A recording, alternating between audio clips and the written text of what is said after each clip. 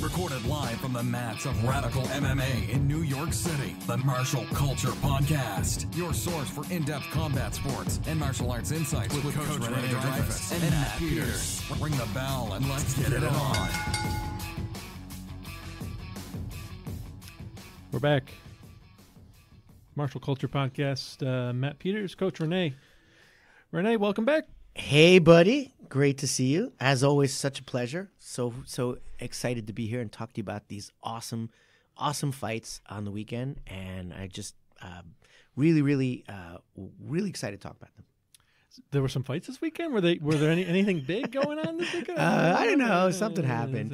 Yeah. No, it was UFC 222, which is actually kind of cool. It's already almost one quarter of the way to 300.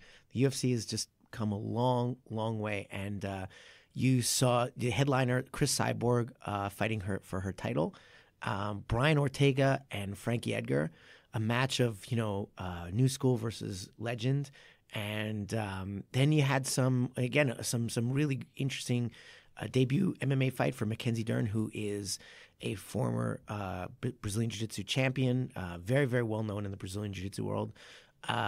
John Dodson, who is the person who always loses to Mighty Mouse, but he's an amazing fighter and fought a great fighter, Pedro Munoz, and coming back, one of the veteran among veterans, Andrei Arlovski. Andrei Arlovski fought his first UFC fight in, I believe, it was 2000 or 1999. Can you check? It was just it was. I believe his first UFC fight was 1999 or 2000, something like that. Like years and years and years ago, his first fight. And I remember he defeated Tim Sylvia for the UFC title with a footlock. His first UFC. Yeah, he started fighting. He started fighting in 1999 in Russia, and he started in the UFC in 2000. So he's been fighting 28. Oh my God! And he fought Aaron Brink, and he armbarred him. I remember that. Aaron Brink was actually pretty tough, and he had a specific armbar, which we in the judo world call the Yatsukevich armbar. And 55 seconds in the first round. Yeah, and it's a very great armbar. I remember seeing it and going, "Oh wow, that's the judo armbar." It's not judo armbar only, but it was created by a Russian judo fighter or popularized.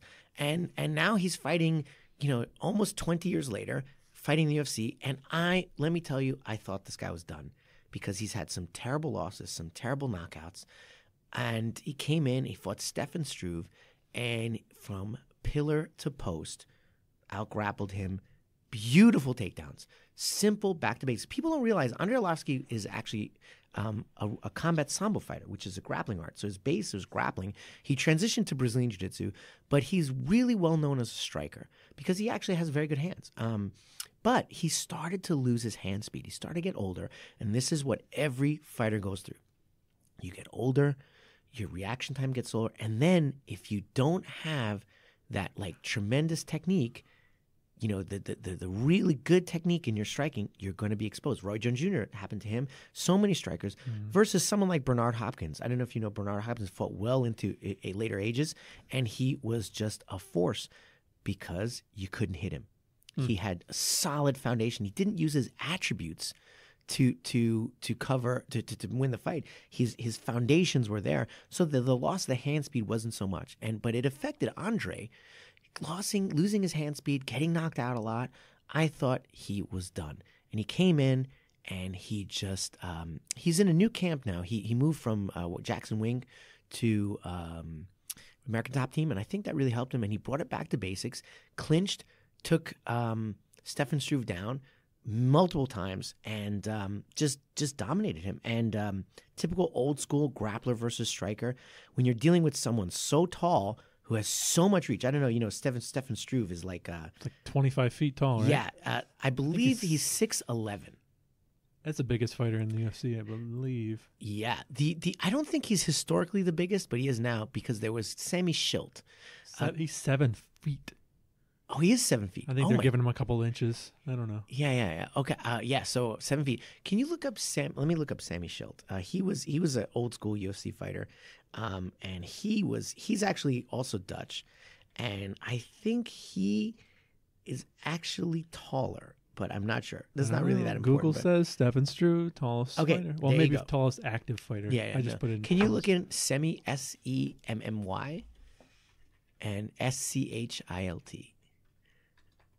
Let's see how tall he is. Semi Schultz, like the yeah, there he goes. That's it. 6'11". 6'11". Okay, yeah. So yep, 2 yep. inches. 2 inches, right? But yeah. So Sammy Schultz looks bigger because he has more muscle, I think. But these guys, Oh, he yeah, just 287. yeah, he's Struve's huge. a toothpick. Yeah, he's so you're doing 20-pound difference.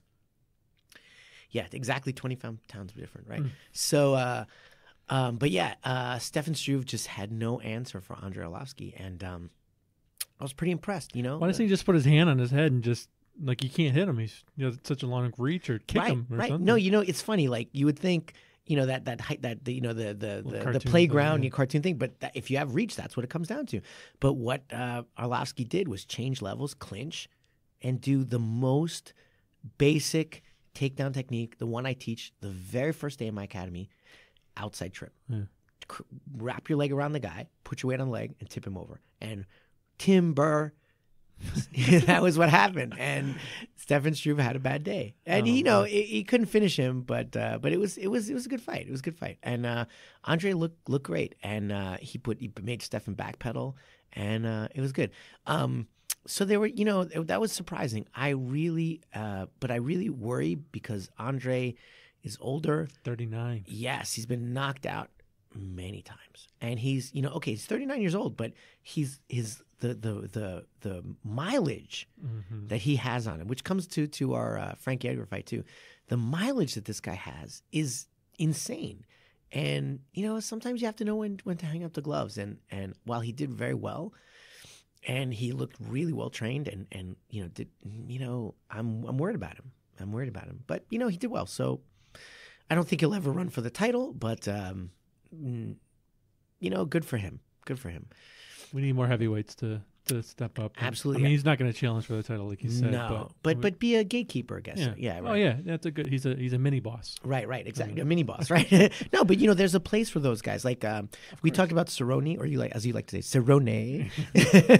We talked about Cerrone, and I think Cerrone is always a mix. He's a gatekeeper for the top 10. Like if you don't beat Cerrone, you're never make it to the title. You have to get through him. And there are many weight classes that have that, The Mackenzie Dern fight, I have total respect, but maybe it was a little preliminary to bring her into UFC. She won, but Ashley Yoder is not, her opponent is not a, high level, she's good. She's solidly good, but maybe he has to, grow into her form a little more. And she gave Mackenzie Dern a lot of trouble, even though it seemed like she was extremely tentative. So, Dern has power in her hands for sure, but she's missing technique, and her chin is up in the air, which is really bad when you're not a good striker. And she also could not take Yoder down and hold her down. She just couldn't do it, and so she's got to have a lot to work on. And she, you told me before the class that she apologized for her performance wasn't good. I support her. I think she's fantastic. She's great for the sport, but if she's going to make it in the strawweight division, she has to really, really work on her takedown game. She reminds me of a old Damian Maia who had great jiu-jitsu, terrible striking, and not so great takedowns without the gi. So he struggled until he fixed that. And even today, obviously Damian Maia, tremendous fan of his, but he struggles to make it to the title. So she reminds me of that. Well, the little I know about her, and just seeing her on like social media and interviews and stuff like that, she seems like the type that would go back into. Obviously, she's apologizing for not performing well, and she won, but she sees that there's flaws in her game and her training camp, and she's got a lineage behind her. Absolutely. So I think she'll go back and figure out where to fill those gaps, and we'll see her again. Absolutely right. Her father is Megaton Diaz, who is also a legend. Is that a nickname? That's a nickname because he's also a jiu-jitsu black belt and a judo black belt. And they would say when you get thrown by Megaton, it's like having a megaton, atomic bomb being exploded on you. That's what it feels like. And he's really small, so that he has that power in judo is great. But the thing about judo, and I'm a judo man as well as many other martial, but in my heart of hearts, I love judo, is that for certain types of judo fighters, depending on what style of judo you do, now by style, I mean, obviously judo is judo, but there are different grips depending on what country and what team you play into. So there's what we call the Korean grip, there's the Mongolian grip, there's the Russian grips, which are now primarily illegal, and the Japanese grips. And if you have these specific types of grips, it can make it much more difficult to transition to no-gi. There's certain grips that are much more difficult to do without the uniform. And did she primarily fight in gi? Gi, yes, Okay. yes. I mean, she fought no-gi too, but she's a gi fighter, and she really used her gi in her Invicta fight and her fights before that. On the ground, she looked very good. She did well, but and she did get some takedowns too. And she has actually in her last fight, she knocked, not this one, but the one before she came to the UFC, she actually knocked a girl out with a punch, because she does have power. She does have power, unlike Ronda Rousey, who, I mean, I think she got lucky with one where she knocked a girl out, but generally, Ronda didn't have so much power in her hands, and they're kind of similar. Mackenzie Dern's like another Ronda Rousey a little bit in that she comes from the grappling world and then she has to go into the MMA world, and she's a personality.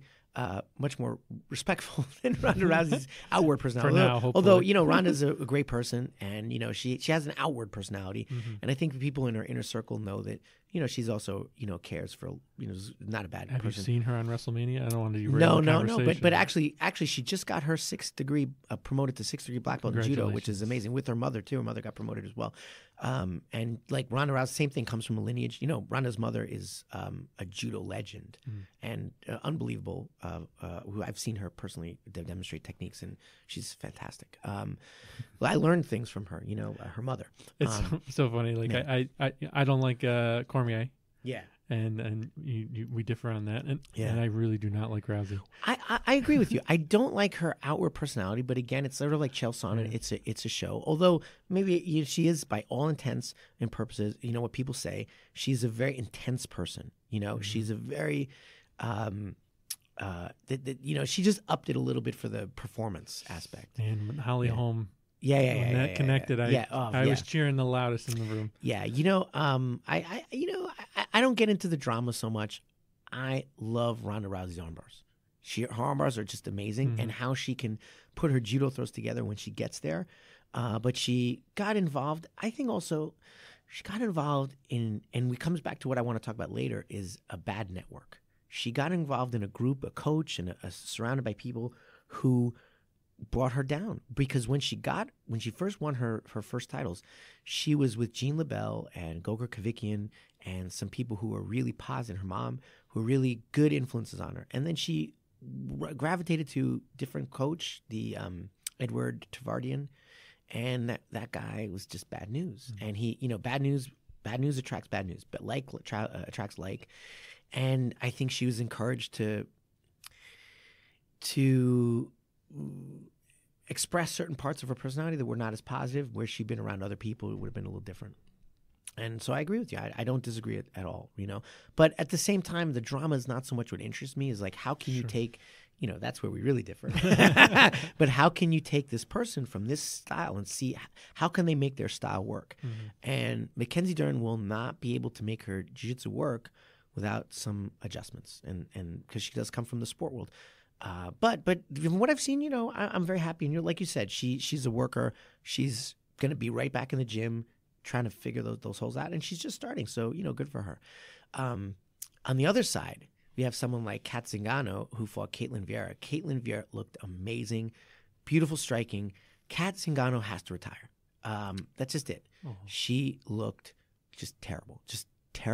We talked again, remember the podcast where I talked about Cornelius kind of like clunky striking? Well, Kat Zingano looked like she shouldn't be there in the striking. And that's no disrespect. Sometimes you get a little bit older, a little stiff, injuries. And I feel like there's a lot of house cleaning in the women's division. Yeah. Because a lot of people started without a long history. Like they opened it up, they brought a whole bunch of people in. For sure. That now they're cleaning house, and they just had to make a division. So a lot of the people they took were not really that good. They just weren't that good, and or they were really good in one element, but they weren't good in MMA overall. And And I'm not saying Kat Zingano was bad, because actually she had some skill, but she looks really, really, in her last 3 fights, she looked really poor. And how old is she now? She's not exactly young, right? I think she was in her 35. Yeah, it's showing. And she looked terrible. And she has really good wrestling, but jiu-jitsu is, and her striking. I always thought she, I didn't follow her so closely, but I always thought that her striking was kind of good. This fight, it was just terrible. I mean, something's going wrong. And, unfortunately, she, in her personal life, has encountered some terrible tragedies. Her husband took his own life, and that's terrible. So, honestly, I don't want to put her down or anything like that, but objectively looking at her performances in the last 2 fights was not really anything. It wasn't good. Mm-hmm. And she's taking a lot of punishment, and she has to find a new trainer or a new way of training to plug those holes. Otherwise, time to hang up the gloves or get cut. Probably the UFC is good about this. Is they cut the fighters that are not doing it, like cleaning house. And I agree with you. It's not safe to have them there. But she'd probably go off fight somewhere else. There's always Bellator, Kat. Yeah, there's always Bellator. Yeah. And which brings me to I don't know if you saw, there was another interesting fight. It was O'Malley and Andrei Sukumtat. And O'Malley is the new showboat. We talked about Israel Adesanya. Uh-huh. He's kind of like that. He's crazy. He's unpredictable. He is something else, man. The guy has a lot of knockout wins, and he's nuts. And halfway through the fight, he broke his leg. This fight? Yep. Or maybe not halfway through, but at some point he broke his leg, and he kept fighting, and he won the decision with a busted leg. But he also, Sukumtat is good. He is a good traditional kind of Thai trained, like Thai boxing or MMA boxing, whatever you want to call it, but very, very kind of very orthodox fighter. And by orthodox, I mean right-handed, left-handed. I mean traditional, this is jab, cross, hook, and blah. And, O'Malley was switching stances and throwing this and throwing crazy kicks, question mark kicks, this, that, boom, boom, just doing crazy stuff. And when you're a predictable fighter, even if you're really good, if I know what you're going to do, Matt, and you don't know what I'm going to do, obviously I have the advantage. If you're going to be I'm going to go by this playbook, and this playbook, everybody knows this playbook, this is the thing, unpredictability is key. And we were talking about the Yoel Romero podcast. Romero is not predictable, and that is a huge part of what he does. Obviously, Sean O'Malley is not like Yoel Romero, but he doesn't throw the same thing over. He doesn't stay in right-handed stance or left-handed stance. He just switches stances ad hoc, and he's one of the few fighters that are as good righty as they are good lefty. He's pretty good. Oh. I actually, you want to talk about someone who, again, I don't like their in-ring antics or personality. Can't stand him. But at the end of the day, he is pretty good, and he earned a spot because I don't know if you know, he went on that TV show that Dana White has, The Contenders, and he pulled himself up into the mix by his skill and his gumption and his grit, and I respect that. His in-ring persona is not my favorite, but guy, a fighter to watch. Did he get fight of the night last night? He did, no kidding. Yeah. I didn't know that. Yeah. It was a barn burner, let me tell you. And fighting with a broken leg, holy crap! You are a warrior, no question about that. Another similarity with Yoel Romero. Yeah, absolutely. Heart is amazing, and speaking of judo throws, one thing I want to mention, I meant to talk about this, is Caitlin Vieira. One of the reasons she was able to beat Kat Zingano was she put her into orbit with some beautiful judo. And I love to see really good clinch work. And we talked about it a few times that really the melding of the arts and adjusting the arts to MMA is very important. And Caitlin has those judo throws, and she's adjusted her grips to make her judo really, really work effectively. And Kat Zingano's a wrestler, so it's not like she's easy to take down. And she put her into orbit and ba-bum through her and just opened up a can of whoop ass. Like it was just really good. I also heard she had razor blades in her gloves. Did you hear that? I did not hear that. Yeah, Ariel Helwani said that. No, for real? I'm just kidding. I was like, what? Totally interesting MMA fact, which I think we talked about a long time ago, but the very first televised mixed rules, so you can't really call it MMA, but mixed rules, style versus style fight, was Milo Savage versus Ronda's old coach, Gene LeBell. Mm-hmm. And Milo Savage put brass knuckles underneath his boxing gloves. So there you go.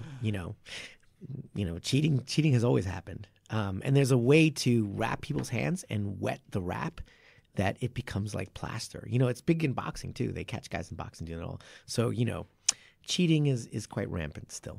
But Caitlin was not. Caitlin, no. Beautiful. And then that brings us to Edgar versus Ortega. Oh my God. I really, really like Brian Ortega. He's a jiu-jitsu man under the Gracies, under Henry Gracie and Hito Gracie, the sons of Horian. He looked amazing. Amazing. And there have been problems with his striking. So, maybe one of the first podcasts we did, first, second, we were talking about him, and he won the fight. Can you click on him for a second? He won his fight, but I forget exactly who it was. But his striking, it was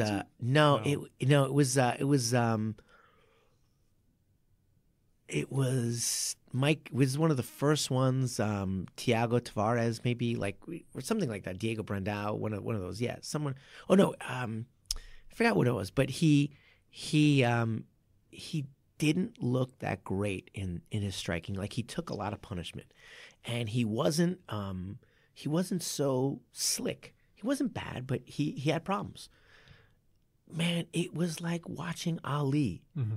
He just looked great. And one of the things, you saw the fight, right? One of the things was that his way he saw the range was perfect. So obviously he had a little bit of reach advantage, which helps. But every single time that Frankie Edgar threw a punch, it missed by half an inch.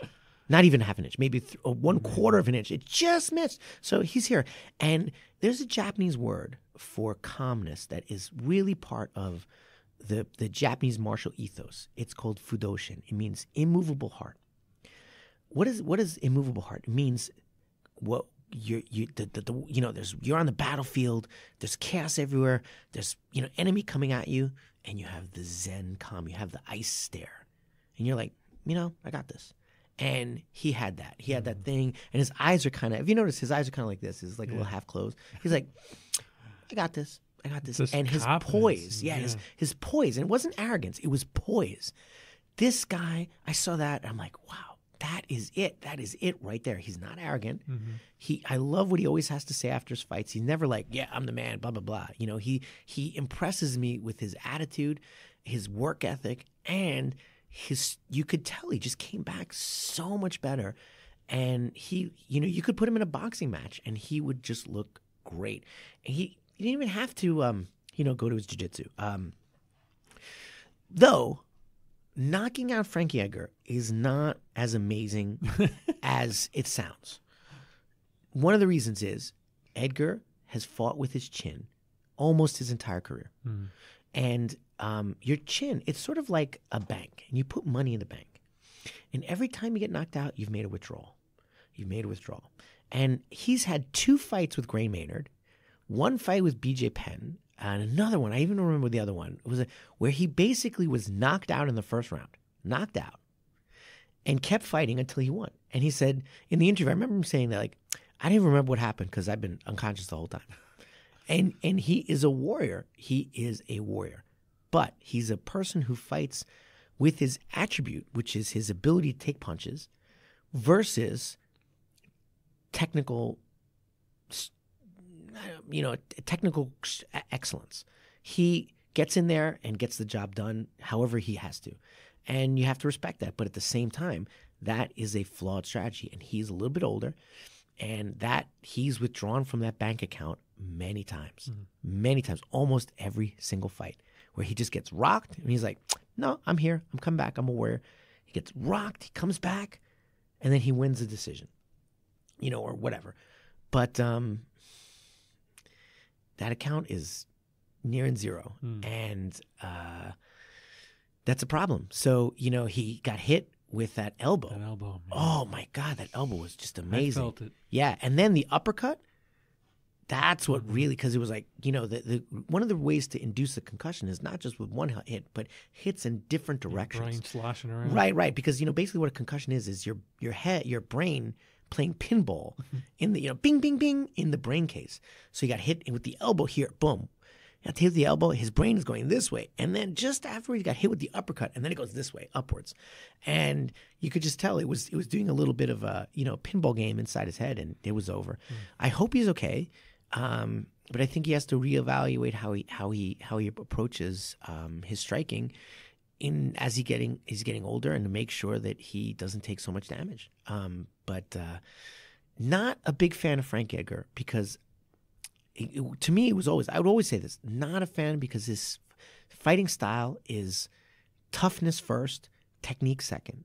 And not that he's bad, but he uses his chin, and that is not... Can't sustain it, right? Can't sustain it. It's not martial arts either. It's toughness. You don't train toughness. Yeah. Now, if you are a fan of watching MMA as a sport, great. But if you want to see MMA as a way to approach, a scientific way to approach self-preservation, he is not a good model, in my opinion. In some ways, not to disrespect him. He's a good fighter, but you know what I'm saying.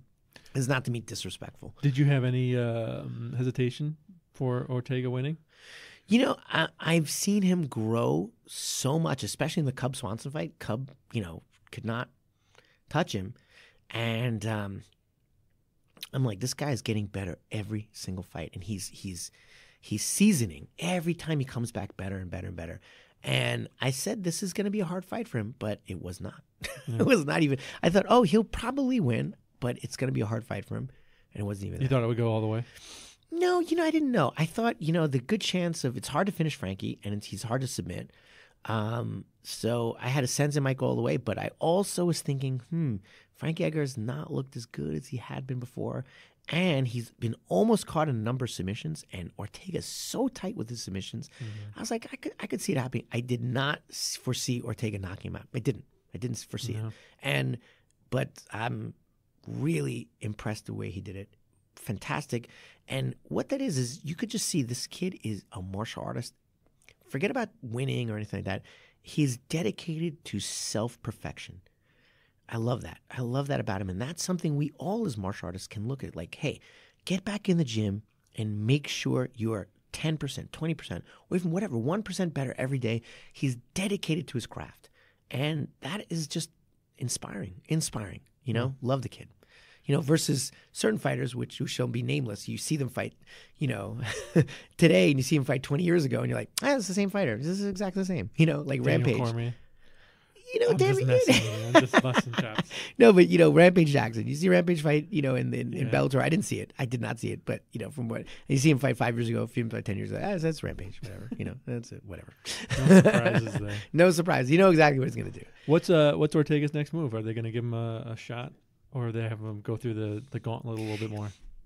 I think it's a little early first. I think she's going to need one or two more fights. No, I do think it's early, but Dana White. Oh no, because he's got the buzz. Yeah, no. Will Dana White give him a title shot? Well, they have the that whole triumvirate of who's going to fight who and this and that has to be resolved.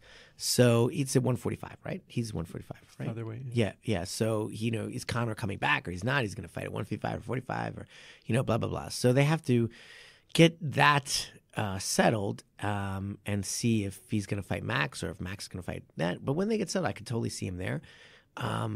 However, I think they should give him one or two more fights to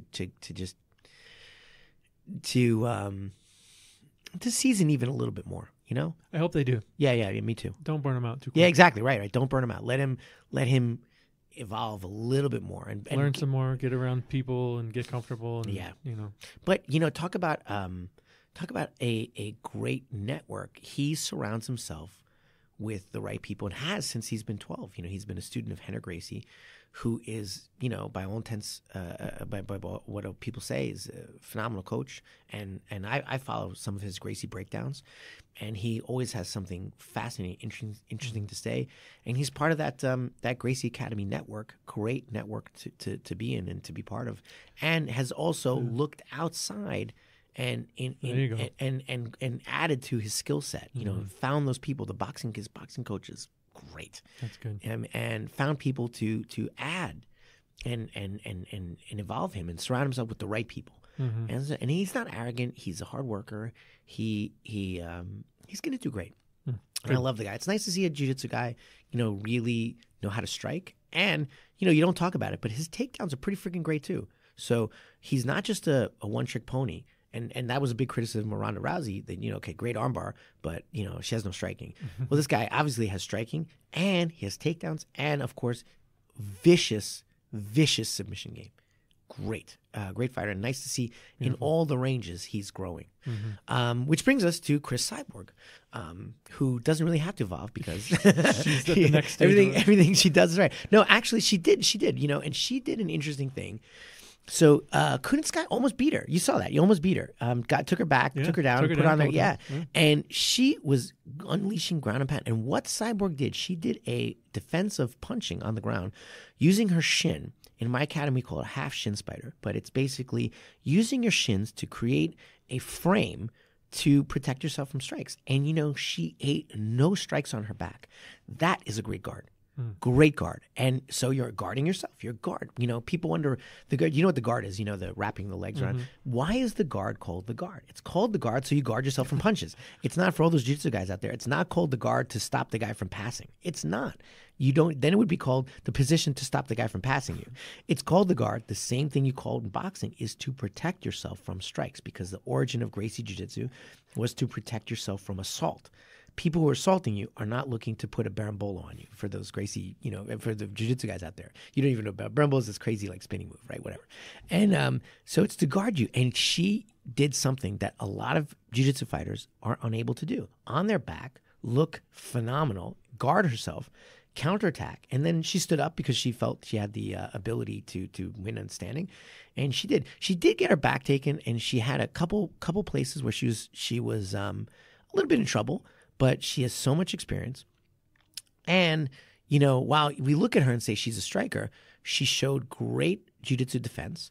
Like I said, great striking defense on the ground, which is still jiu-jitsu, but, not considered jiu-jitsu, quote unquote. And great cage fighting.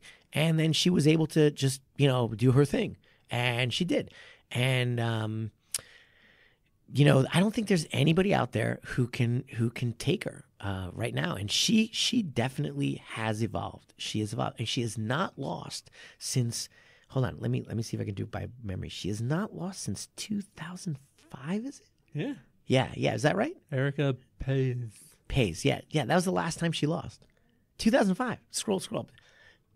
Yeah. 13 years of activity and fighting. Obviously, she was in suspension for the drug testing and all that. But she also fought. Like we didn't really think about the women's MMA for many years. But you see that girl right there? We're looking at her record. She fought a girl named Marlois Cohen, who was in Invicta. And Marlois Cohen was actually a phenomenal fighter. She's just a phenomenal fighter. Cyborg has always been in there fighting the best of the women's MMA scene, and she fought. I remember she fought some Japanese fighters who were really good at the time. Have to respect Cyborg. Yeah, I have to respect her. She's a great fighter, and of course, it's unfortunate that it's clouded by her positive drug tests. So, like John Jones, you're wondering, is it the chemical or is it her skill? And that's a shame, because if she had been clean the whole time and had done this, we would have, been putting her up as the greatest of all time in the women's division. Yeah, definitely. And because she tarnishes her legacy with all these positive drug tests, and it's a shame that she doesn't get the recognition she deserves. And technically, she's very good. Unfortunately, a victim of a lot of slander because she looks a little bit more masculine than some of the other fighters, and she also genetically has a lot of advantages. Her body type, her frame is very athletic, and more athletic than a lot of women fighters you see out there. And so she was able to put on that fast twitch muscle, the speed, the power, and become a phenomenal striker. But it's not just genetic, it's also her hard work and her dedication to her craft. You don't win for 13 years straight unless you're doing something right. It's a pretty amazing person, pretty amazing. Though sometimes, like if you looked at her like 15 years ago, I wouldn't have said that, like she evolved, she got better. So that was the card. It was a really interesting card. I was very entertained, and they had some good undercards too. Yeah, it was a great card and great night and a great show of a lot of different styles of fighting. But the for me, what was interesting is how much clinch takedowns are the go-to move, like Stipe, like when he fought Ngannou, like what's his name when he fought Mark Hunt. We were talking about before a couple weeks ago. But get in there, get in there, take him down. Not Derek Brunson, no. Well, now I gotta know. Yeah, I know. It's You're gonna remember it as soon as they bring it up. Shoot. The wrestler, Blades. Oh, Right. I was Curtis almost there. Blades. Yeah, Blades, and he just took him down, outside trip, and people rediscovering MMA 101. MMA, you watched NHB or MMA in the 1993, 1995, you'd see either a double leg, a single leg, or an outside trip. And people are like, oh, right, outside trip. Simple day one technique. Just the last 3 UFCs, outside trip. Simple, effective, boom, done. Mm-hmm. Great. People rediscovering that the basics are what it's about. And that's kind of cool to see. You have to be able to take the guy down efficiently. And people kind of forgot. I think they were like thinking, oh, I have to do these big takedowns or this or that. Clinch up, trip his leg. Boom. That's done. not entertaining, though. We want to sell tickets, right? No, I have. I'm kind of moving the conversation back a little bit about Chris Cyborg. Kind of related, but not really related. I know there was a fighter a couple of years ago that was a transgender fighter. Fallon Fox. What's your opinion on that? I was just talking about this with my students, and there's also a wrestler right now. I forgot the name of the wrestler, but and I don't know the exact details. I believe he transitioned to the male gender, but was originally the female gender. But the athletic commission, the wrestling commission, was making him fight as a female, even though he does not want to. And Fallon Fox is a male who transitioned to female. I don't have an answer for this.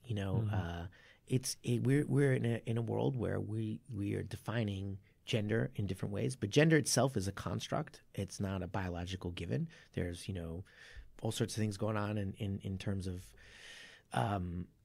how you were born, and you can have two sexual organs or whatever. But I'm not a doctor. But gender is primarily a physical construct, but of course a social construct. But of course, if you grow up with a tremendous amount of testosterone circulating through your body till your puberty, and then you transition, as you looked at Fallon Fox, you could say that she was very, very, very strong. Mm-hmm. Now, she did lose to a woman, though. She had a fight, and she lost in her division. But when you're dealing with someone who could be significantly more powerful than you have to say, how much brain trauma are you inflicting on this opponent, win or lose, because you're dealing with what possibly could be like a different weight class. Now, look, we were talking about the Olympics the other day. Let's take away from fighting. But I was watching the snowboarding, and you watch the male and the female divisions, and the half pipe, doing 360s and things like that. And there's a huge difference between the two genders. And that is something that we cannot deny. We want to be politically correct. We want to say this, but there is people who are 100% genetically male and 100% genetically female are going to be different, and they're going to have more muscle mass if you're a male, generally speaking, and they're just going to be more powerful and be able to do more powerful things. So, which is why, the heavyweight Gabby Garcia, who's a huge person, fought the same weight class of her male counterpart. If she did, she would not do well. And that's actually happened in a kickboxing match. There was a famous female kickboxer who fought a male under, I believe, Thai rules. And, the Thai just beat the snot out of her, and it wasn't even fair. And so when you're dealing with these transgender issues, I don't have an answer. I really don't. I think what we would have to do is have some objective measurements of muscle mass and bone density, regardless of quote unquote gender. If you transition to female, but your bone density is 25% more dense, we're higher than their average, a certain level that was average of female, then you would compete in the male division, or maybe make a third division. Why not? Right? Make a division for these people who want to pursue their goals and their dreams in that way. Yeah. Just like we have the Paralympics, and then we have the regular Olympics. Yeah. Why not? Why not have and the Paralympics? I don't know if you watch it. They're really cool. Yeah. Like these guys are amazing, high-level champions. Amazing athletes doing their thing, but they're in the thing and competing on an even playing board. And that's what we all want. Nobody wants discrimination. We want it to be an even playing board. And I think it's sometimes we have to, I support transgendered rights and LGBTQ rights and all that. But at the same time, you can't deny if someone has a significant amount more of bone density or muscle density or something like that, or whatever they're going to be able to inflict more damage. And honestly, in the half pipe sport in Olympics, who cares? Because at the end of the day, you do a jump, you spin around, you fall down. But in MMA or any combat sport, you're dealing with the potential to significantly injure someone. Life or death. Yeah, right. No, I mean, some people have died in the ring. Okay. So, and also fighter safety. We were talking about that before. Fighter safety, we don't want to have a blood sport. We want to have this thing that has people fight on which is why we test for steroids, because we want to have it even playing field. Mm-hmm. And the same thing, if you're against fighters using steroids, well, what does steroids give you? It gives you an unfair advantage. So the same thing with other situations as well. But at the same time, we have to understand that we are a society that's growing and accepting the rights of LGBTQ alternative lifestyle people, and have to give them a place at the table as well. And that's important too, in the fight world, in any world, that we can all as people be accepted for who we are.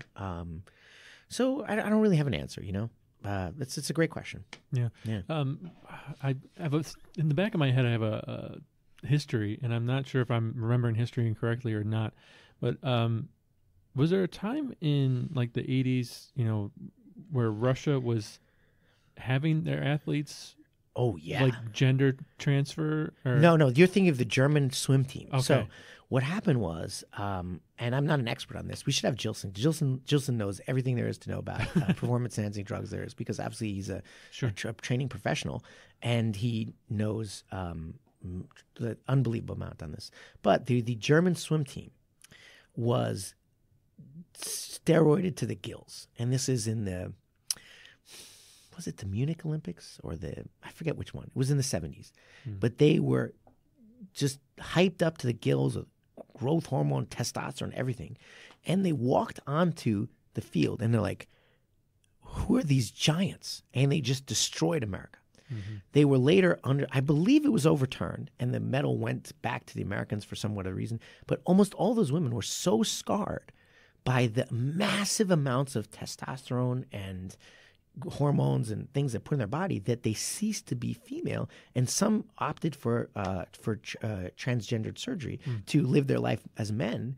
as I understand it, because they had so been abused by these chemical processes that they were no longer women. They didn't have periods. Their ovaries, they didn't have those anymore, because obviously the hormonal functions of your body change. I mean, the physical organs of your body change when you put certain hormones in them. That's what controls that. Yeah. And if you're putting hormones that shouldn't be there, your organs will change. That's a fact. So, yeah, it's a sad story. And I know many of them committed suicide and, terrible things. I happen to know people who were raised as athletes in the former Soviet Union and also in Europe. And one of them went to the Olympics. I won't say his name, but he went to the Olympics. And he was told, here are vitamins. You will take these every day.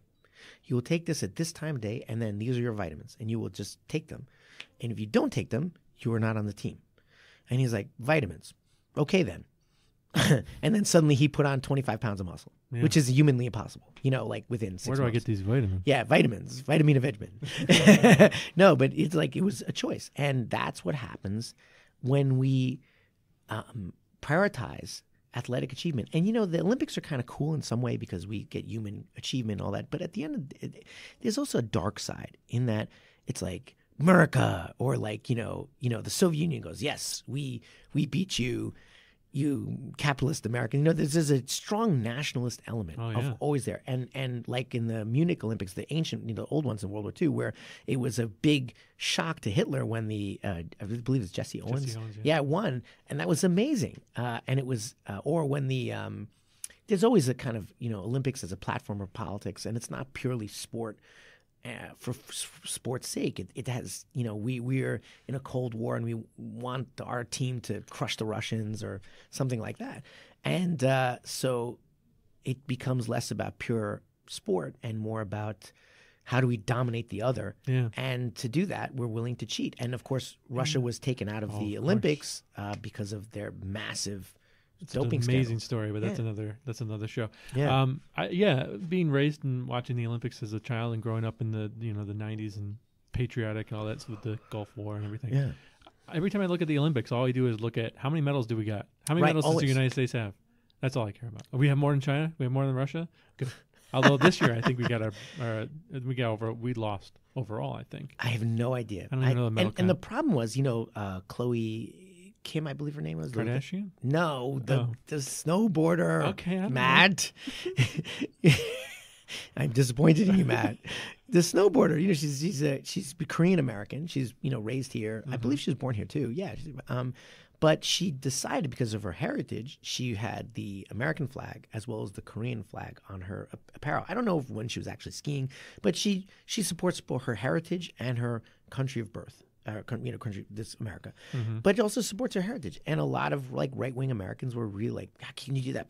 You're American or you're not, or you're, and to them she's not because of course she's Asian, so they're racist. But it's a problem. Like, how do you define your patriotism within and your heritage and respect that and be part of that? I don't know. I don't know the answer. But blind patriotism is not my bag. No. And we have to respect that people are complex human beings and they belong to different social groups, social networks. So she's simultaneously an American. She's simultaneously a Korean American. She's also simultaneously a college student, a snowboarder. And all these circles of her identity overlap as like a Venn diagram. Mm-hmm. And we're all those people. We are a people of multiple facets. And to deny, one facet over another is denying the person. And so when we get into Manichaean definitions of good, bad, or like America versus Russia or whatever, it's kind of silly and infantile and also unhealthy for us as human beings. Well, she better stand for the Pledge of Allegiance. I'll tell you what. That's my Southern accent. No kneeling like Colin Kaepernick. No, we don't believe that. Yeah. All right, and going a little bit darker with the transgender athletes, do you think there would be anybody that if there was like a precedent where they were allowed to participate in professional sports at any level, would anybody abuse that?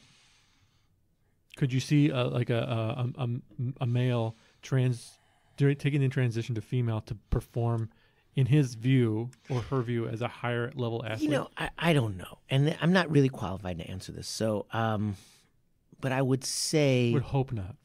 I would say that there are always going to be cheaters. They're cheaters now. And always people are going to play past the rules. And when we're dealing with these issues, I like to take it away from the gender definitions and just talk about, you know, what's coursing through your body. You know, are there people today cheating with steroids? Yes. Are there people cheating today with erythropoietin, which is not steroids, but it is a performance enhancer, what Lance Hendricks used, blood doping, where you take out also your blood, get an extra amount of plasma, and put it back in. Are there people cheating like that? Yes. Are there people cheating like in this last UFC where you punch a guy after the bell? I don't know if you saw that fight. No. So it was Hector Lombard versus CB Dalloway. The bell rang, and he snuck an extra punch in. And it seemed, don't know what was in his head, but it seemed very, very intentional. Very intentional. And he gave him a concussion after the bell. Are there people that are going to be dirty and cheat? Always. And what we're going to come ahead forward is I believe that we're approaching the era of genetic cheating, where, you know, we're developing these abilities to change our genetic construct, meaning go into the cells, so our muscle cells, inject a CRISPR virus. You know, CRISPR is this thing that they invented where you can change. You change the virus. It goes in. It has its program to go right to the cell's DNA and change it and add in another DNA strand. So this is the technology of gene manipulation, and it's so simple right now. There's a guy on YouTube who CRISPR'd himself to gain more muscle, and he says he did it. Like, he's just a regular dude. So he did the CRISPR process at home in his basement, and and added 10 pounds of muscle.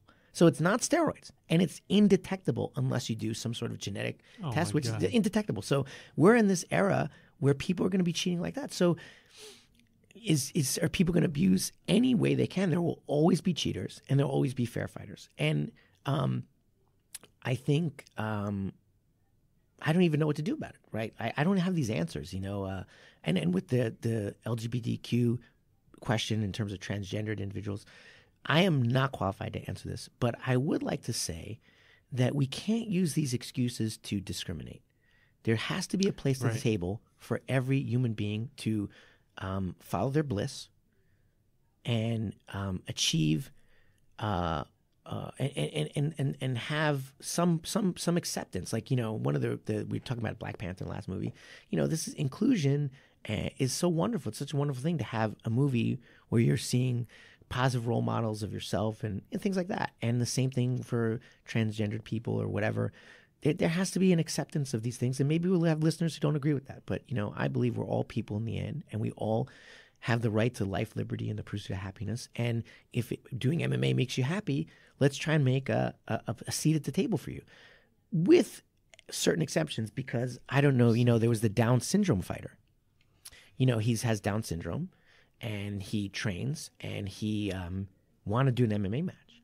And they did, but he put him up against someone who coasted him. And, didn't I kind of give him a good experience? Sure. But if there would be, I guarantee there's a promoter somewhere that would be like, hey, I'll put you up against a real fight. And I don't care if you die, because who cares? I make money. And so at the same time, you have the business there where you want to give everybody a seat at the table and feel their ability to achieve. But we also have to recognize realities of anatomy, biology, and physical ability. You are not going to put a person completely unprepared to fight John Jones. You will die. You are not going to have open weight classes now with time limits, because Demetrius Johnson versus Daniel Cormier with time limits is not fair. It's just a fact. There's a physical difference between Daniel Cormier and Demetrius Johnson. Demetrius Johnson, for those 125-pound a champion. It is, or have him fight Brock Lesnar. Demetrius Johnson versus Brock Lesnar. There's actually a very funny. I know, right? See, that's a problem too, because as fans, we love David Goliath. The old Pride days, they had Royce Gracie versus the sumo fighter Akebono. And, Royce gave up 200 pounds or something like that. However, you can fight out of your weight class, but you have to adjust the rules. So I could see Demetrius Johnson and Daniel Cormier, no time limit, and then he could play a strategy that maybe an hour make Daniel Cormier get tired and tired and tired, like Elliot Gracie used to do, and then that could happen. But when you're dealing with 3 5-minute rounds, this is just not going to happen. But in those 3 5-minute rounds, Daniel Cormier is going to crush Demetrius Johnson. If they fight on that paradigm, right? So and there's a really interesting video of Overeem, Overeem, and John Dodson, who just fought. And John Dodson, is 125 pounder. Overeem is 250, something like that. And Overeem is standing next to John Dodson because they're the same team, Jackson Wink, right? And Dodson looks like a baby, not a child. He looks like a baby, like a toddler compared to Overeem. You're like, if these two people fight, this is not fair. And especially in striking, size and weight matter. If you gave me time to use my jiu-jitsu technique and fought the old Elia way, where you give me unlimited time, and I can fight that Fabian strategy we talked about, where it's like, block, protect myself, let you get tired, let you wear down. Don't engage in your strength. Let you wear down. Okay, after an hour, now you're exhausted.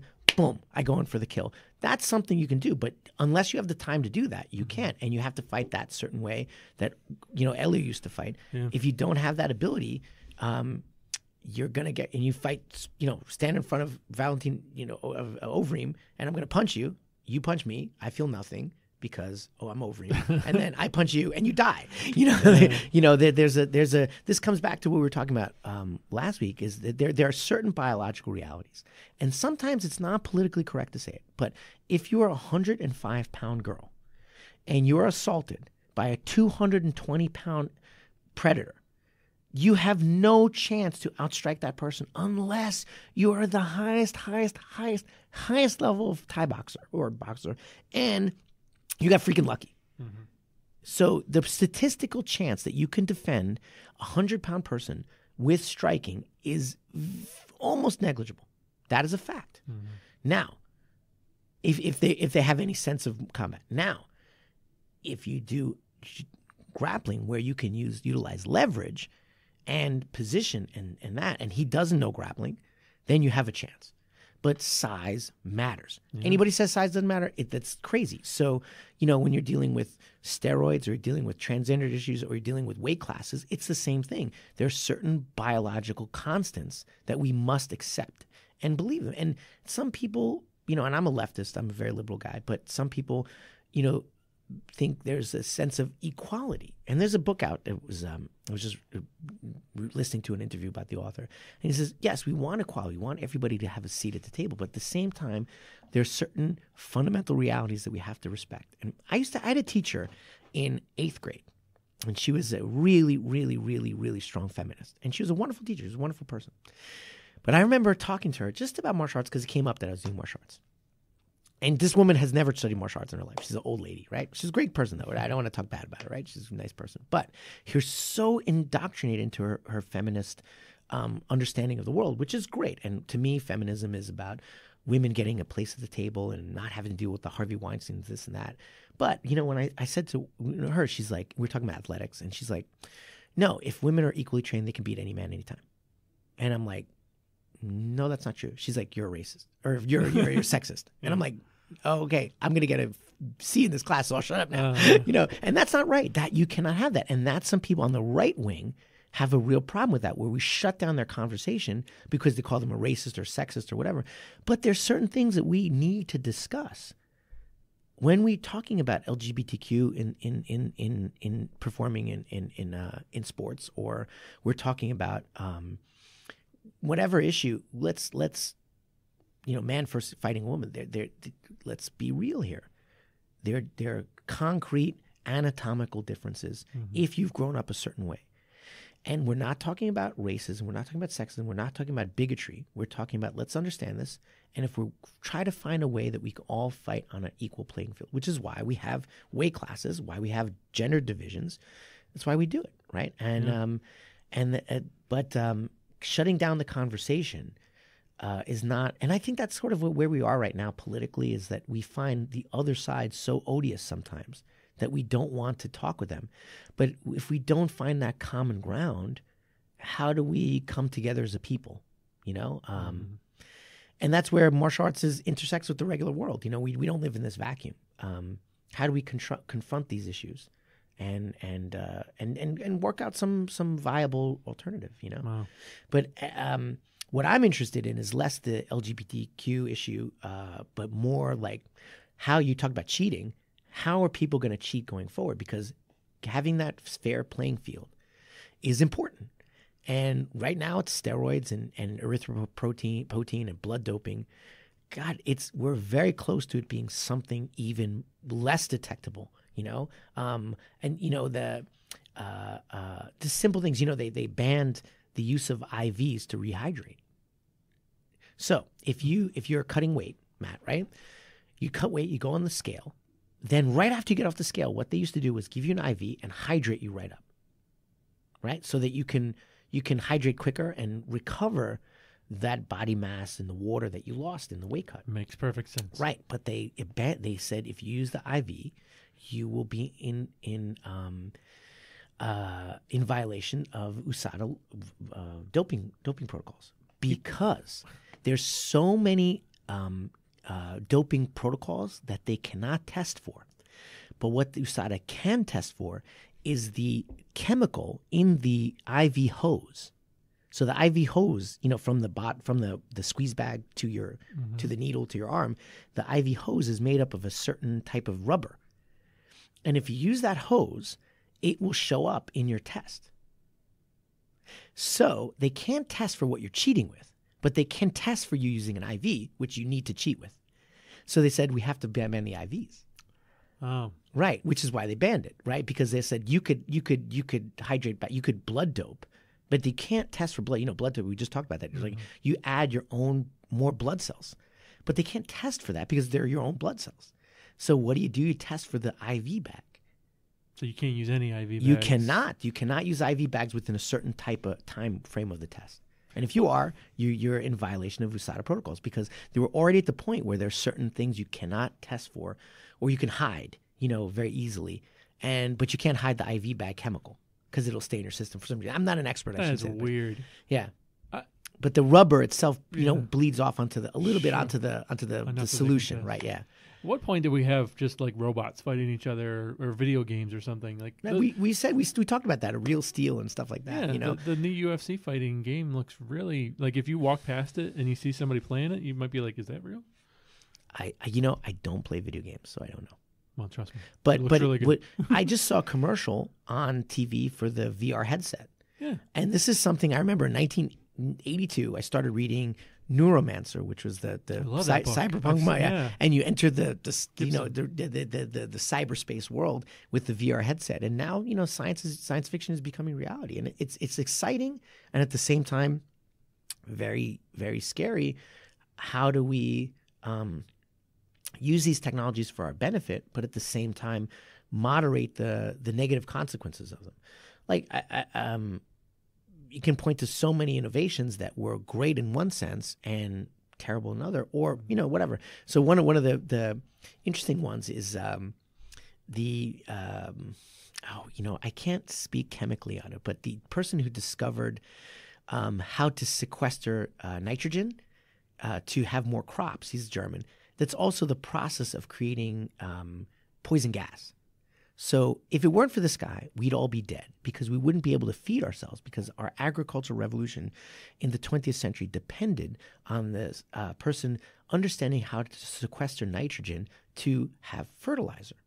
But the same process was instrumental in creating poison gas, and one of the worst weapons humanity's ever created. Mm-hmm. So every technological innovation we have can be utilized in a darker sense. Steroids are great for people recovering from cancer, to recreate the muscles that they lost from atrophy, and it's a medical treatment. It's wonderful if you need it, but then again, it's abused on another side. How do we deal with these technologies? I don't know. I don't have the answer. It's a fascinating thing. And we're talking about the MMA as a sport, which in and of itself is not something I'm as interested in as MMA as a paradigm for self-defense. But you're talking about first eating better. Eating better than people 100 years ago. So we're fitter, we're stronger. Okay, then we do protein powder. Okay, is that legal? I guess so.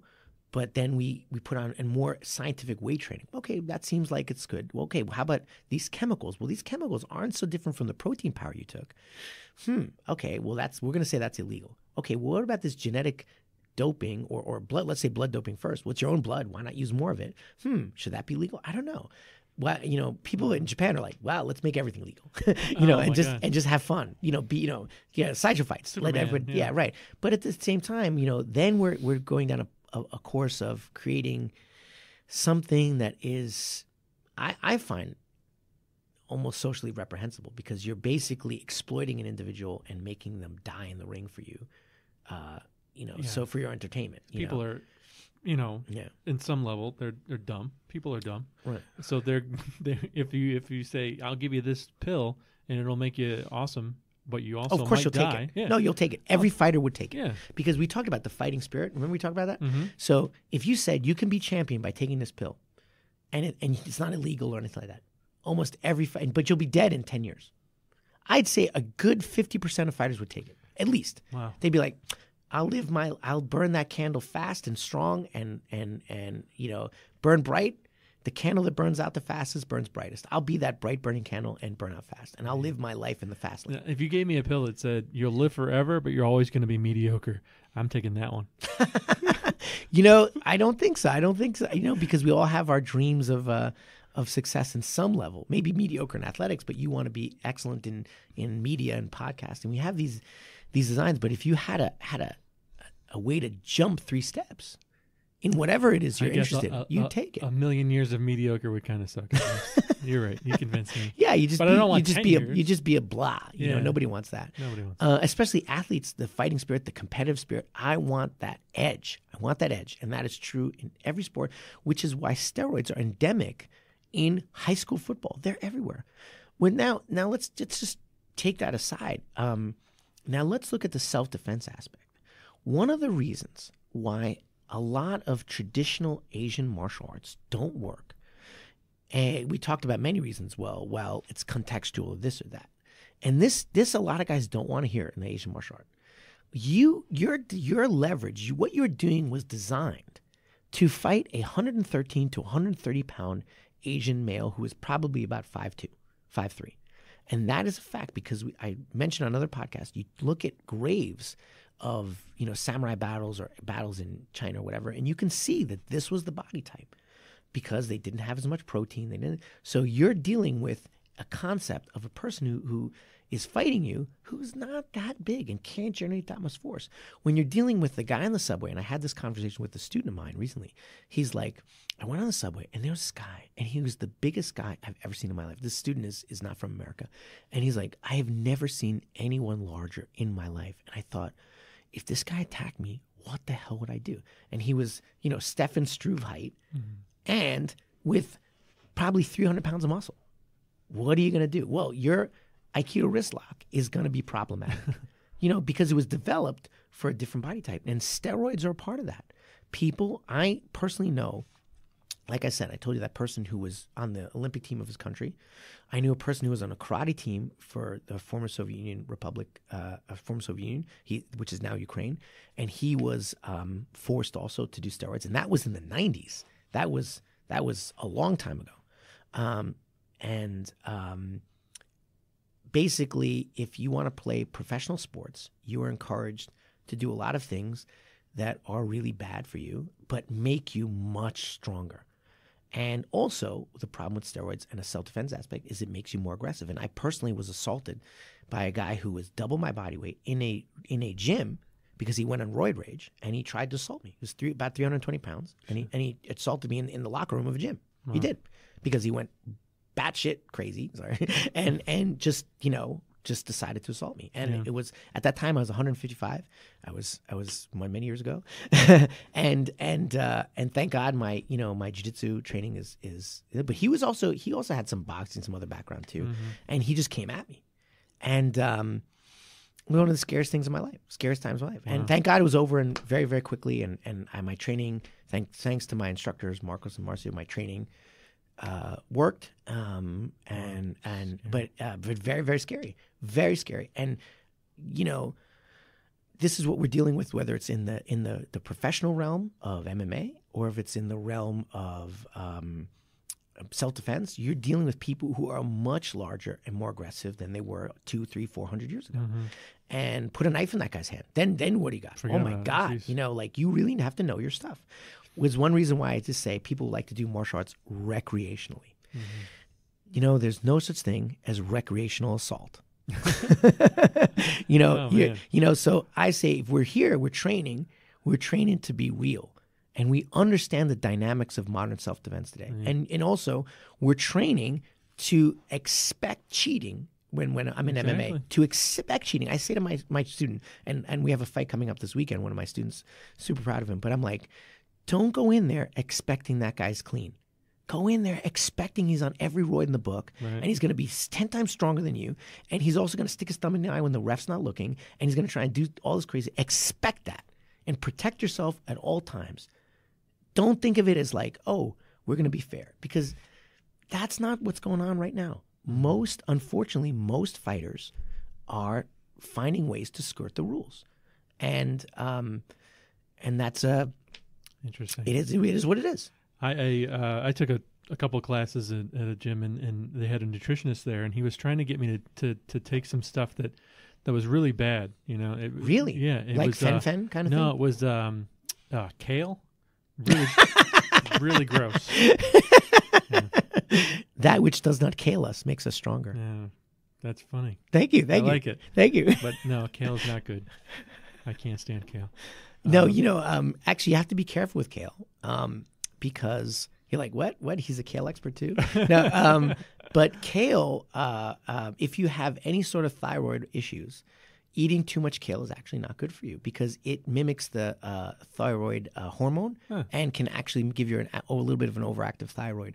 So one of the reasons I have a family history of overactive thyroid, so kale is not my bag. No kale for me. It will kill me. It's been a while since I had a pun, so you always like, Rene, cut the puns, cut the puns. 2 in a row. Yeah, I know, right? I hate kale, anyways. Yeah, kale. Do you know kale, broccoli, and cauliflower are all the same vegetable, and they were genetically modified. Speaking of genetically modified, for over hundreds of years to be diverse, but they come from the same plant. And kale. Brussels sprouts too. They're all the same plant. Yeah, but 1,000 years ago, they were the same plant. Isn't that fascinating? That is weird. Yeah, but we talk about genetically manipulated plants, but we've been manipulating our environment and our plants for a long time, and it goes back into what we were saying before. It's like we have these technologies, and how do we ensure a fair fight? How do we do this? I don't have the answer, but from a self-defense point, you have to assume it will never be a fair fight, and that is how you keep your training real. And for my fighters, I go in, expect him to bite you. Expect him to put his finger in your eye. Like that fight. Every time you come in here, I expect you to bite me. You kind of look kind of tasty. There's a lot of meat on you. Oh. Sawed up. And, they say human flesh tastes like pork, so you weren't expecting that. Yeah. Some fava beans. Nice Uh-oh. I'm the Hannibal Lecter of martial arts. Oh, my God. We just lost all of our subscribers. Oh, my God. This show, this episode. No, I have a question for you. Yeah, please. Okay, if you're in the Andes in that plane crash, that, would you eat a person or not? Instantly, day one. Well, you would, right? Yeah, me too. Totally. You have to. Not day one. No. But I mean, if they're dead, right? I wouldn't kill them. But if they're dead, if there are corpses lying around, and you have nothing to eat, would you fry up a person's leg? You have to. Right. I had this discussion with someone. I'm like, why wouldn't you? But it's a person. Now, so am I. Would you rather eat yourself? Like, could you cut off your own leg and then eat that? Or is that weirder? I think that would defeat the purpose of like escaping. But but I see what you're saying. Maybe you cut off like your ear or something. Yeah, just eat some cartilage or something. Yeah, I don't know, but I don't think it would be so sustainable. You'd have to cut off a tremendous amount to get the energy from the body part because then you'd bleed out and you go into sepsis. Well, I got to take baby steps to eat people. I would like fry up my wife, man. Anybody, I don't care if they're dead. Like my mom, tasty ribs. Oh man, I don't know. No, like I don't see that. Like I just had this discussion. I don't see why it's so bad if they're already dead. Now, killing someone to survive, that's a totally different moral bag. But if the accident happened and they went in the Andes and there's corpses lying around there. And everybody knows the story. The plane went down in Argentina. Alive, yeah, right, alive, right, yeah. Who what's his name is in the movie? Who I went to school with? I forgot his name. Famous actor. I went to school with him. Ethan Hawke. Oh yeah, great guy. I had math class with him in NYU. Wonderful, wonderful person. Can't say enough good things about him.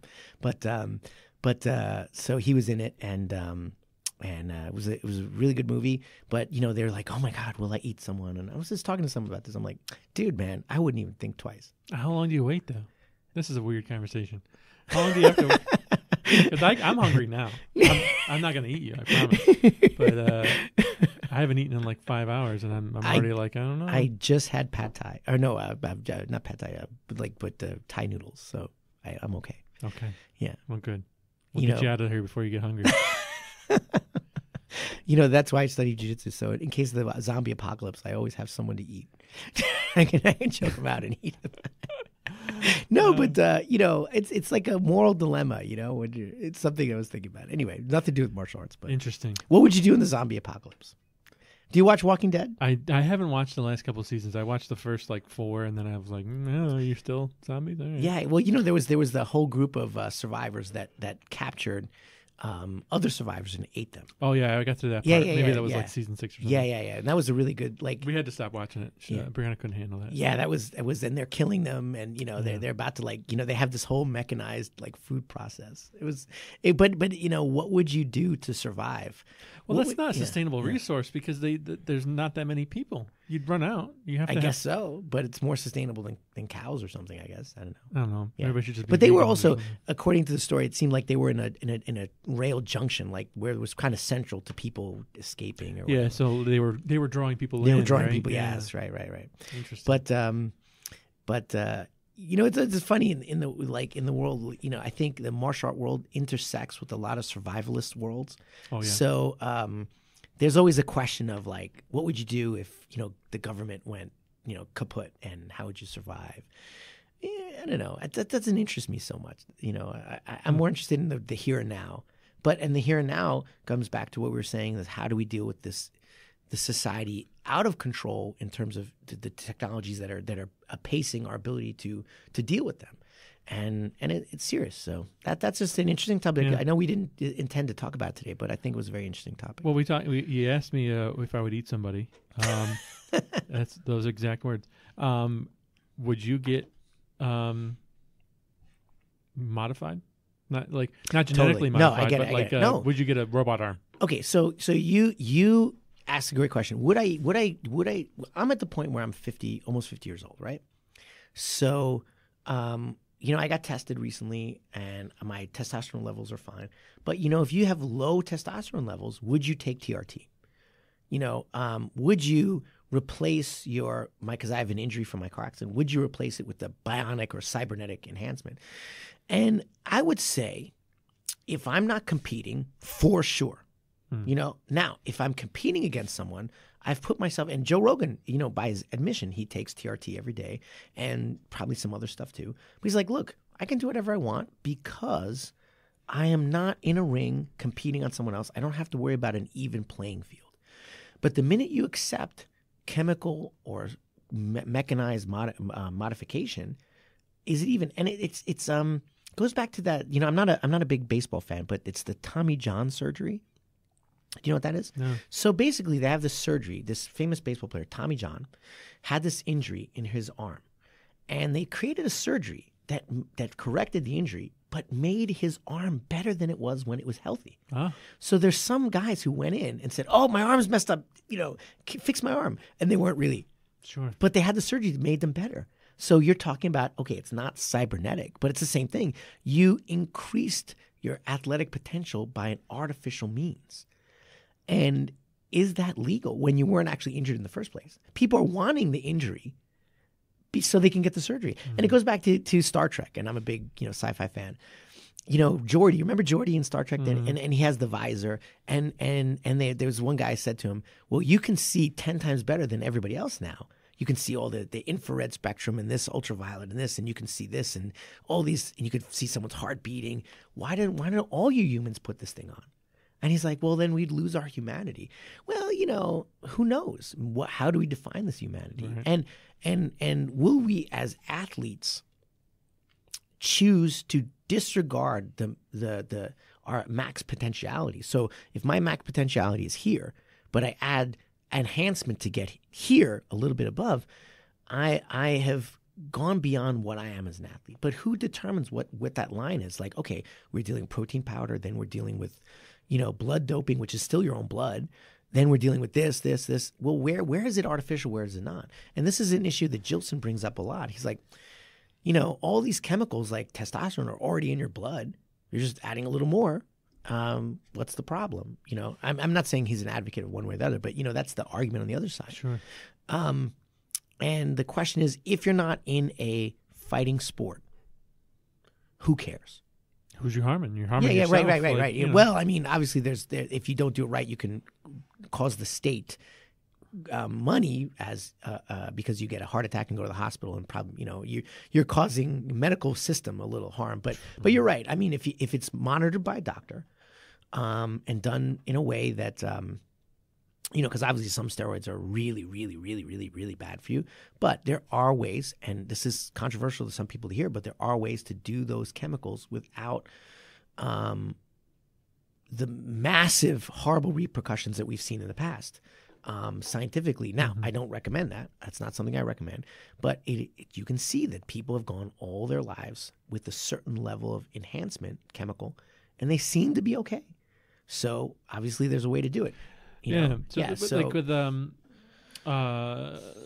drugs and I'm not in favor of taking steroids. Let me repeat that. I'm not, but I'm just looking at the data. Yeah, but if it was decriminalized, at least it is if you have a prescription, obviously you go to the doctor, you need it for. But if it was decriminalized for recreational use in a non-professional sports or even amateur sports way, would it be safer? Would people be not putting things in their butt that?